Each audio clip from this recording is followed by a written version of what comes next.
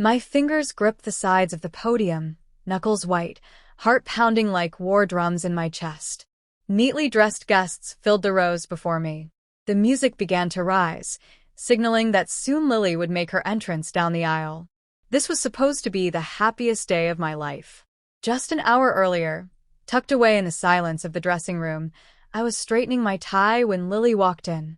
She looked breathtaking in her wedding dress, but her expression was off. Uncertainty flickered in her eyes like a warning.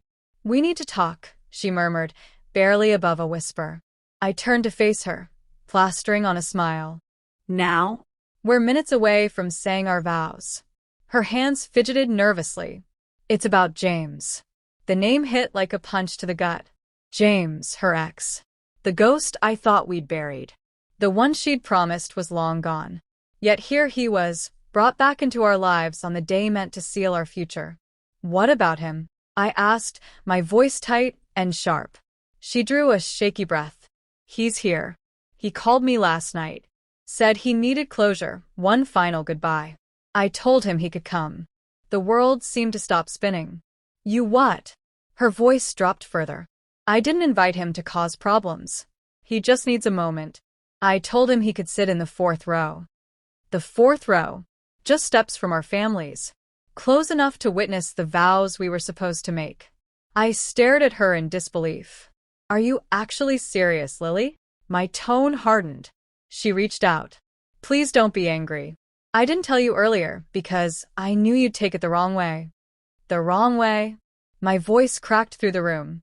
"You think it's normal to invite your ex to our wedding?" She hesitated. "I owe him this. And I think I need it too to finally move on." Something inside me cracked wide open. I stepped back, wounded. "No, Lily. You don't need closure. You need to make a decision." Her breath hitched. "Please don't make me choose." But it was too late. I had already turned and walked away, past the altar, past the stunned guests, away from the life we were about to begin. I left without a word. The heavy wooden doors swung shut behind me. Outside, the crisp air hit my face like a slap. My lungs ached, but I kept moving. They probably still thought I was standing at the altar waiting. But I was gone. I passed the limo meant to take us to the reception. The driver glanced at me, confused. I didn't stop. I just kept walking. My phone buzzed, Lily's name glowing on the screen. My thumb hovered over the answer button. But then I remembered her eyes, not full of love or conviction, but confusion and hesitation. That wasn't the look of someone ready to choose me. I turned the phone off. The city swallowed me as I walked deeper into its maze, vanishing without a trace. That night dissolved into a blur. I ended up at a bar tucked into a side street, dimly lit and empty. The bartender slid a glass of whiskey my way, no questions asked. "Rough night?" he asked. Something like that. The alcohol scorched my throat, but I kept drinking, hoping it would burn away the sound of her voice, the moment she said she needed room for him on our day. Hours passed. Last call came. I had nowhere to go. I turned my phone back on. 42 missed calls. From Lily. From my brother. My parents. All of them. I didn't need to hear what they had to say. Instead, I opened social media, and there it was. A photo. Lily. Standing at the altar.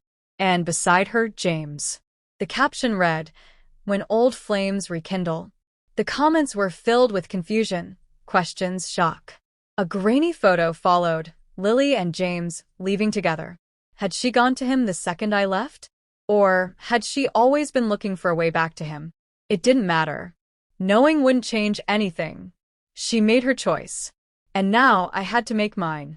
I deleted everything. Every photo. Every message. Blocked her number.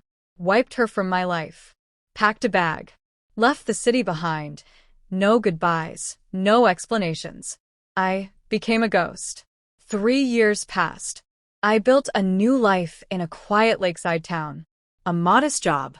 A small apartment. Peace. But the past doesn't always stay buried. One evening, walking out of a local cafe, I felt something shift. I turned and there she was. Lily. Her hair was shorter now, her face thinner, her eyes tired. Time had marked her. Still, it was her. I could have turned away, but I didn't. She crossed the street slowly, arms wrapped around herself. Daniel, she said softly, like the sound of my name still ached on her tongue. How did you find me? Her lips curled into a fragile smile. I never stopped looking. We stood there, years of silence pressing between us. I need to explain, she said. You don't have to, I replied. No. I do, she insisted. When you walked out, I broke. James was just there. I thought he'd help me heal, but he didn't. He only made things worse. She exhaled, steadying herself. I thought I needed closure, but all I did was lose you. I didn't want him. I never did. I wanted you, but I realized it too late. Her words didn't comfort me.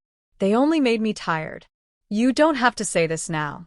Tears welled in her eyes. One slipped down her cheek. I know, but I had to try. Do you still love me? The question hung between us, heavy and unrelenting. I paused. I did. Once. The truth settled like dust in the silence. She nodded slowly, eyes glassy. I'm sorry, Daniel. For everything. I gave a small nod back. Not forgiveness, but release. Goodbye, Daniel, she whispered. I watched her walk away. And this time I let her go. This time I didn't look back. Because I already had.